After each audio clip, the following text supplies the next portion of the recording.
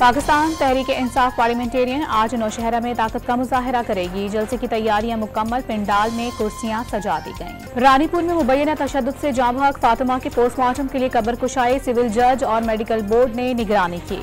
जड़ावाला की Christian colony में तबाहशुदा घरों की गैस और बिजली बहाल कर दी गई। शरपसंदों ने 86 मकान और 19 गिरजा घर जला दिए। नुकसानात से मुतालिक रिपोर्ट तैयार। सुप्रीम कोर्ट के जज जस्टिस काजी फाइज ईसा और अहलिया सरीना ईसा की जड़ावाला आमद, क्रिश्चियन कॉलोनी का दौरा किया, जलाए गए घर और गिरजा घरों का मुआयना किया। इंसानी हुकूक के निगरां वफाकी वजीर खलील जॉर्ज का जिना हाउस का दौरा, जिना हाउस देखकर सर शर्म से झुक गया।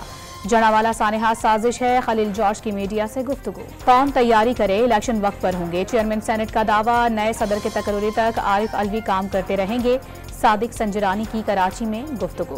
खैबर पख्तूनख्वा में नई निगरां काबीना ने हल्फ उठा लिया। गवर्नर गुलाम अली ने हल्फ लिया। Masood Shah, barrister Firoz Jamal, justice retired Irshad Kaiser और आसिफ रफीक और दीगर काबीना में शामिल।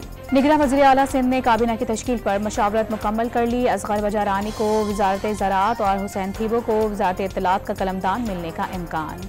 अली मर्दान डोमकी ने निगरां वज़ीर आला बलोचिस्तान का ओहदा संभाल लिया। सेक्रेटेरिएट आमद पर पुलिस के चाको चौबंद दस्ते ने गार्ड ऑफ ऑनर पेश किया।